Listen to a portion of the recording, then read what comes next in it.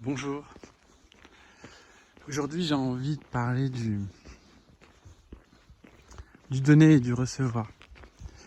Parce qu'il y a une incompréhension, en tout cas dans ce que je perçois, une inconscience plutôt, de cette loi, la loi universelle, du donner et du recevoir.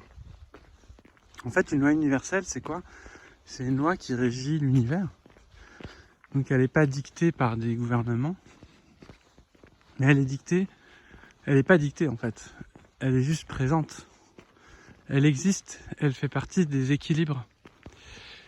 Et la loi du donner et du recevoir, en fait, c'est une loi qui invite à être généreux, non par bien-pensance, non pas pour se valoriser, pour penser qu'on est mieux que les autres, mais parce qu'en fait, quand on donne, on reçoit. Et lorsqu'on donne de l'amour, on reçoit de l'amour. Elle est bien foutue cette loi en fait. Lorsqu'on donne de la haine, on reçoit de la haine. Lorsqu'on donne de la joie, on reçoit de la joie. Donc en fait, c'est une loi qui nous invite à donner ce qu'on veut recevoir. Et ce que j'ai remarqué, c'est que les gens, en général, n'osent pas donner par peur du manque, par jalousie. En se disant, mais si je donne, moi il me donne pas, alors je sais pas s'il mérite que je lui donne. Mais c'est pas pour lui que vous devez donner, c'est pas pour l'autre. Pour ça, c'est ça que j'aime bien avec cette loi, parce qu'elle a un petit côté rock'n'roll en fait, cette loi. Dans le sens où on donne pour soi. On donne à l'autre parce que au fond, ça va nous récompenser aussi. C'est pour ça qu'il faut être généreux. C'est pour soi. Parce que plus on est généreux pour les autres, plus on va le recevoir à nous.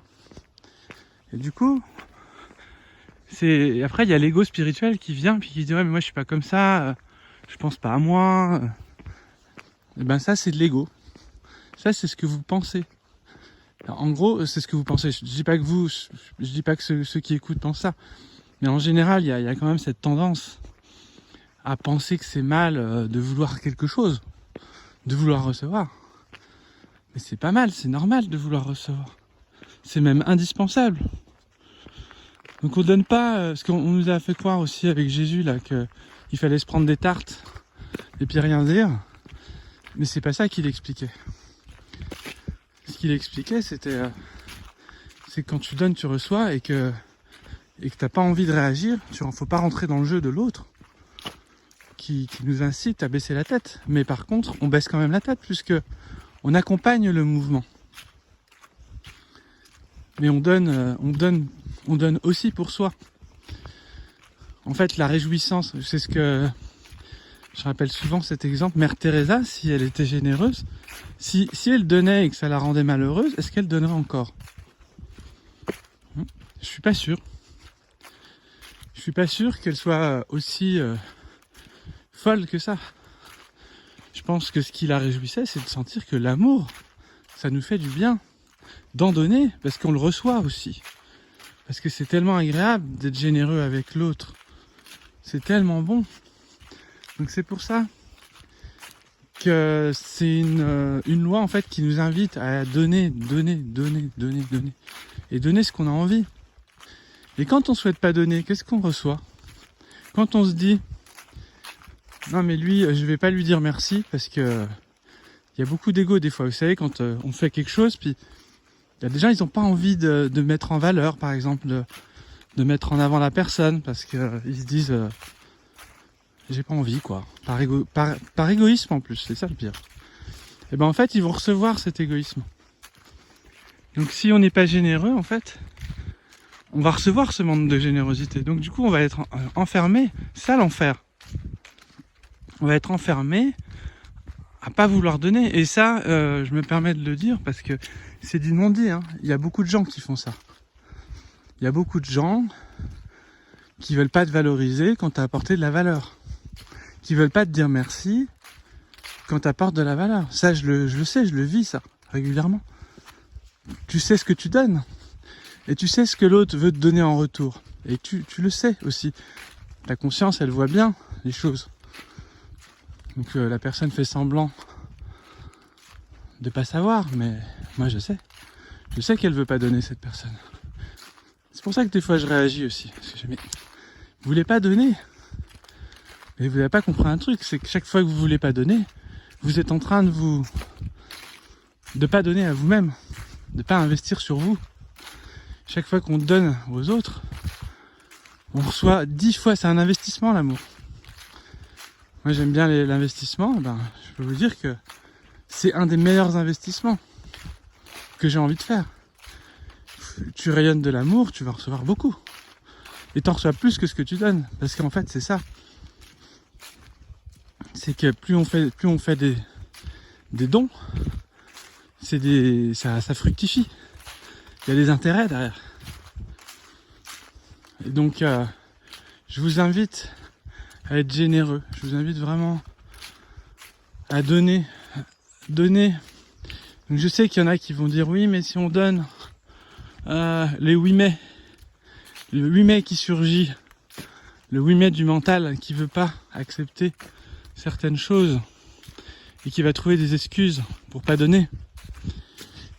Parce qu'il se dit si je donne, je vais tout perdre. Si je donne, je vais me faire arnaquer, j'ai déjà fait ça. Est-ce que tu donnais vraiment ? C'est ça la question. Est-ce que c'est vraiment du don ou est-ce que c'est là où ça devient intéressant. Est-ce que c'est du don ou est-ce que finalement c'est pas juste des intérêts que tu cherchais. Les intérêts, ça doit être les conséquences, pas le but. Quand on donne pas pour les intérêts, mais on sait qu'il y a des intérêts, donc on place, mais on place avec amour. Vous voyez ? En fait, on donne cet amour en sachant qu'on va en recevoir. C'est pour ça que j'ai envie d'en donner beaucoup aujourd'hui. Il faut pas se retenir. Parce que c'est ça qui manque dans le monde aujourd'hui. On en génère aussi.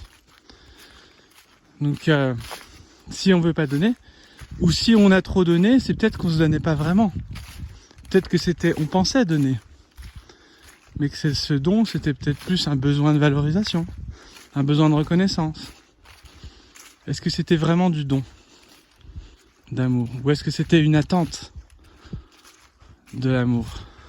Si c'est une attente, c'est pas du don. Tu achètes. Tu achètes l'amour en disant je vais lui faire ça et puis en échange j'aurai ça. Non, ça marche pas par contre. Parce que du coup tu devras l'acheter aussi ton amour. Si toi tu vends ton amour, alors tu devras l'acheter l'amour de l'autre. Donc c'est tout que du miroir en fait, que du miroir. Donc on peut donner vraiment, voilà.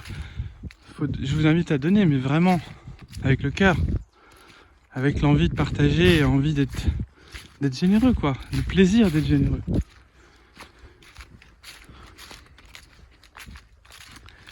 J'espère que cette vidéo vous a parlé, vous a plu.